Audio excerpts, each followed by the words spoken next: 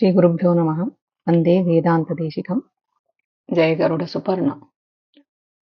श्रीवेदान्तदेशिकविरचितस्तोत्रग्रन्थेषु गरुडदण्डकः प्रसिद्धः, तालबद्धः, अर्थगर्भितः, अत्यन्तविलक्षणकवितारचनशैल्या निर्मितः अयं दण्डकः।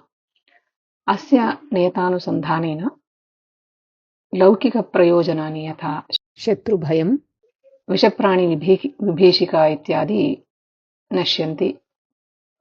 एवञ्च विविधविचित्राः सिद्धयश्च सेत्स्यन्ते इति। एतद् अतिरिच्य विष्णुभक्तिः, अध्यात्मज्ञानं, सिद्धान्ते स्थिरा बुद्धिः इति आमुष्मिकफलेषु गण्यते। तदग्रे ग्रन्थपठनेन ज्ञायते च।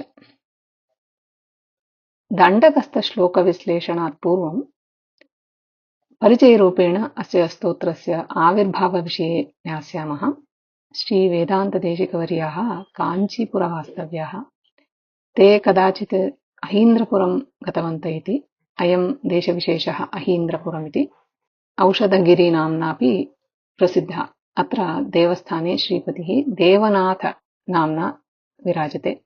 अत्र अप्पुळ्ळारिति देशिकवर्याणां मातुलाः तेभ्यः गुरुमन्त्रोपदेशम् अर्थात् गरुडमन्त्रोपदेशं विशेषतः प्राप्तवन्तः देशिकवर्याः।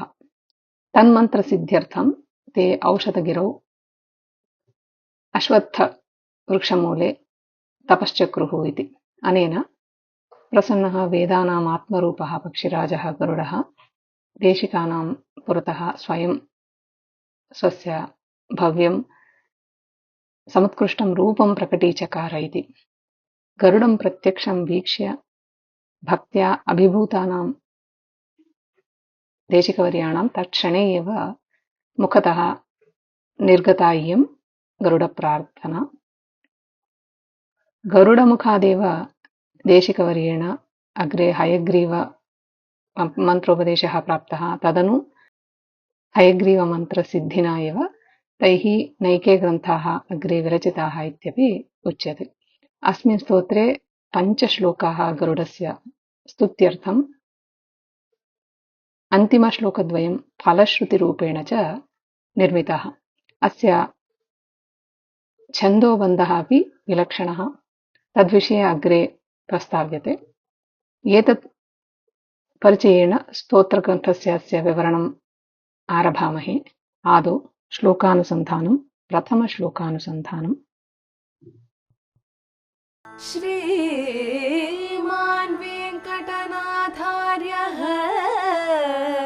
कवितार्किककेसरी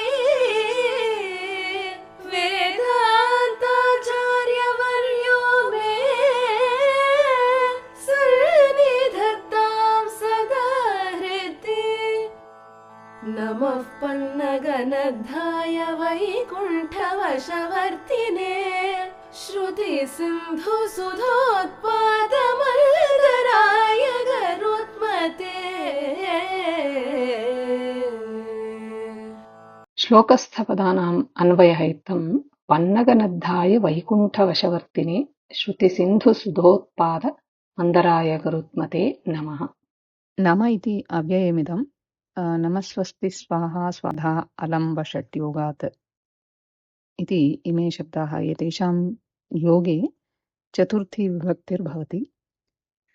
नमः इति नतिः इत्यर्थः, प्रणामः इत्यर्थः। पन्नगनद्धाय, पन्नग पद्भ्यां न गच्छन्ति इति पन्नगः सर्पः, नागः। तैः नागैः नद्धः अर्थात् आवेष्टितः यद्वा अलङ्कृत इति।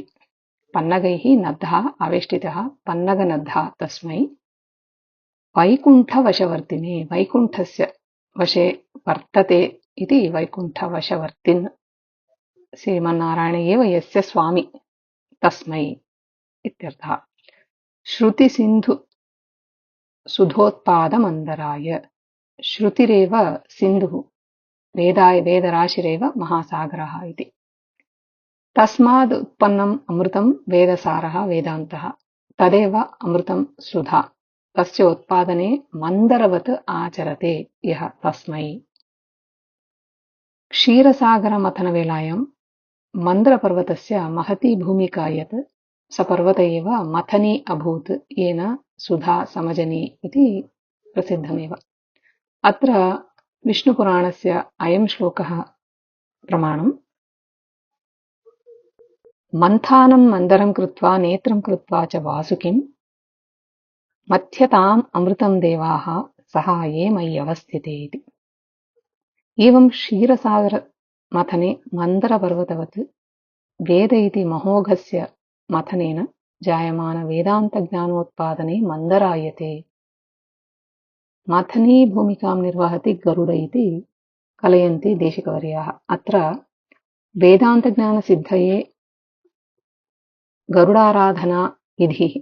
अत एव अध्यात्मविद्या विधेया भवद्दास्यमापादयेथा दयेथाश्च मे इति प्रार्थयते कविः अस्मिन्नेव दण्डके अग्रे।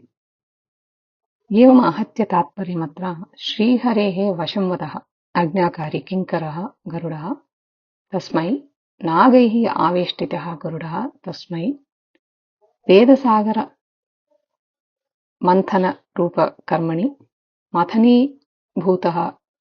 अत्र गरुडस्य पक्षास्फालनस्वन एव वेदमन्त्रोच्चारणध्वनिः इति कथ्यते। तस्मै नमः प्रणमामि इति अस्य श्लोकस्य फलितार्थः। अत्र श्लोके अयं विशेषः यत् पन्नगनद्धः इत्युच्यमाने तस्य आधिपत्यं सुमहती शक्तिश्च द्योत्यते। तदुत्तरपदेनैव वैकुण्ठवशवर्तिने इत्यनेन तस्य भगवद्दास्यत्वं शेषभूतत्वं व्यञ्जितं वर्तते। गरुत्पदस्य वस्तुतः पक्षः अर्थः। गरुत्मान् इत्यनेन पक्षधरः इति भावः। वेदेषु मन्त्राणां छन्दांसि तेषां पक्षायन्ते अर्थात् यथा पक्षाः देहगान् रक्षति तद्वत् छन्दः वेदान् गोपयन्ति इति अत्र भावः। छन्दशब्दस्य व्युत्पत्तिं पश्यामश्चेदपि छद आवरणेति धातोः असुन् प्रत्ययेन छन्दशब्दः जातः। एवम् उभयथापि गरुडस्य वैभवम् उक्तप्रायम्। अग्रिमः श्लोकः अग्रिमे भागे चर्च्यते। निगमान्तमहादेशिकाय नमः। श्रीमान् वेङ्कटनाथार्यः कवितार्किककेसरी वेदान्ताचार्यवर्यो मे सन्निधत्तां सदा हृदि। नमः पन्नगनद्धाय वैकुण्ठवशवर्तिने श्रुतिसिन्धुसुधोत्पादमर्दराय